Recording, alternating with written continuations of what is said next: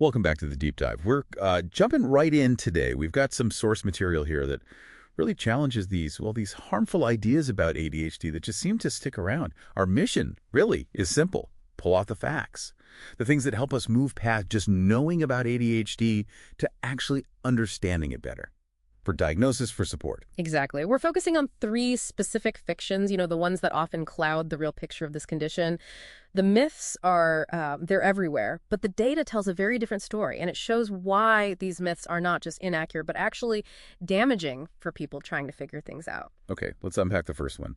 This might be the biggest, most destructive myth. Yeah. The idea that ADHD is basically a moral issue, like laziness, or just not trying hard enough, a lack of willpower. Yeah, and what the sources really hammer home is that this completely misunderstands the brain chemistry involved. The core fact is ADHD is a neurological disorder, full stop. It's not about motivation, not really.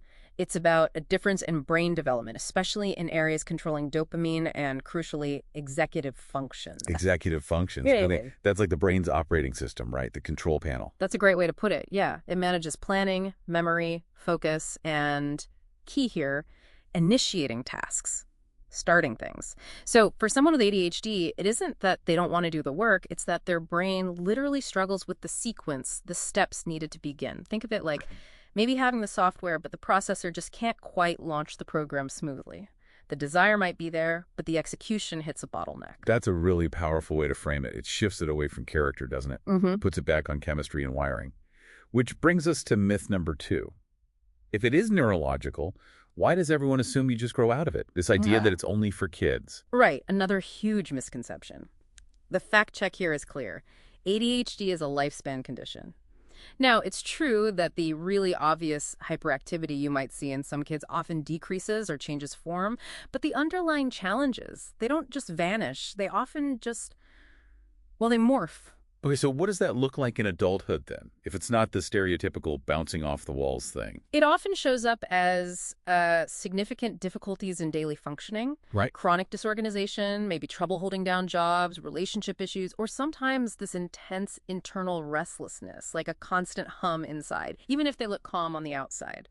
And the sources point out that many adults who weren't diagnosed as kids are hitting a wall now because the ways they learn to cope just aren't enough for adult life. It's a daily struggle. And that struggle connects directly to myth 3, where diagnosis gets tricky. This assumption that if you aren't visibly hyperactive, you probably don't have ADHD. This really reinforces that old, outdated stereotype, often linked to boys. Exactly. And the analysis in our sources stresses recognizing the full picture. There are 3 different presentations, or types. Historically, diagnoses lean heavily towards the hyperactive impulsive type, the one that's more visible, more disruptive perhaps. But that completely overlooks the predominantly inattentive type. The inattentive type. What are the key signs there, the ones that get missed so easily? It's often much quieter. Things like frequently losing items, serious trouble following steps and instructions, poor time management, like really poor internal clock, or maybe excessive daydreaming. Not just idle thoughts, but zoning out so much it affects function. And because these symptoms don't necessarily disrupt others in a classroom or office, they often get missed or internalized. This is a major reason why many girls and women who might be more likely to internalize distress often go undiagnosed until much, much later. It's not just a boy thing. Right. So, pulling it all together from our sources. Yeah. The big takeaways seem clear.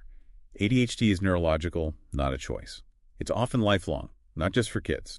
And it absolutely comes in less visible, inattentive forms that affect everyone. Understanding that, especially the executive function piece, feels like the real key here. It really is. And if you look at the bigger picture here, the gap between how we talk about willpower versus the reality of brain function is just stark.